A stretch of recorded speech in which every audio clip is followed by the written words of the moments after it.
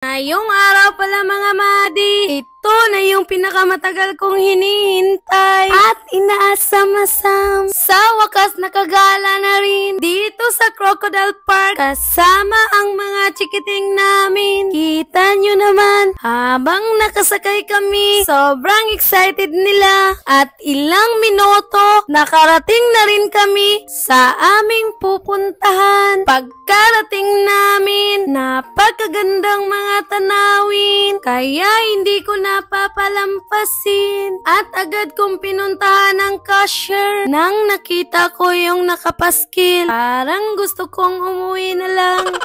Pero Ate Kra, pagkatapos kong binayaran yung cashier, ay binigyan na ako ng ticket at binigay ko na kay Sir Guard at tinatakan na kami ng mukha ni Lalay. Ang marka na mukha ni Lalay mga madi ay palatandaan na ikaw ay nakapagbayad, kaya't pwede ka nang maglabas-pasok. Kaya samahan nyo kami, ikutin natin ang buong zoo. Nang nasa loob na kami, sinimulan na namin maglakad-lakad at mag-ikot-ikot. Nagsitakbuhan na yung mga bulilit at nakita na namin ang mga kamag-anak ni Lalay. Ang dami pala nila. Yung isa nakabuka ang bibig, parang gusto nga akong lamunin.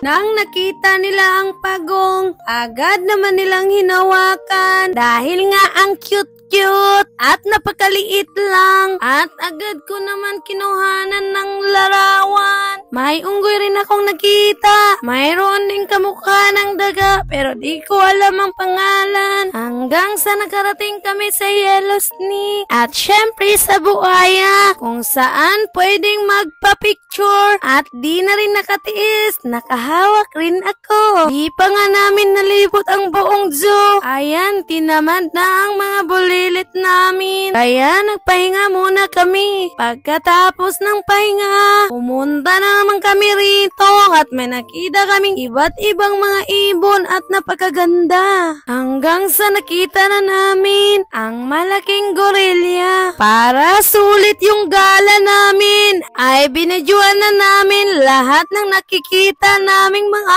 hayop. May nakikita akong ibon or parang manok. Hanggang sa nakaabot na rin dito sa unahan at may malaki pa palang pagong. Matutuwa ka talaga sa mga iba't ibang nakikita mong mga hayop dahil minsan lang makagala, kaya sulitin na namin. At first time ko rin nakakita ng zebra. Nakita ko ang mga isda.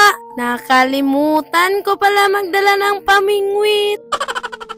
Nang makita ng mga bulilit ang estatwa ng buhaya, kaya naman nagmamadaling sumakay. Dito na naman sila naglalaro mga madi hanggang sa nakita naman namin ang napakaraming tupa. Mayroon ring ostrich at napakagandang peacock. Sobrang nagandahan sila sa kulay ng peacock at umakyat na rin ako sa taas mga madi upang makita ko ang dalawang tiger. At sa wakas, nakita ko na rin yung lion. Dahil nga sa sobrang excited, hindi ko na inalam ang mga pangalan ng ibang hayop mga madi. May mga ahas at ibang-ibang klaseng mga hayop na di ko na alam ang bawat pangalan nila. Nagutom nga pala kami madi, kaya pumunta kami sa restaurant. Kaso naubusan na sila ng rice at nandito naman kami ulit sa loob. Hinihintay namin ang show. Kaso di na ako nakapag-video kasi nga nalubat na pala ang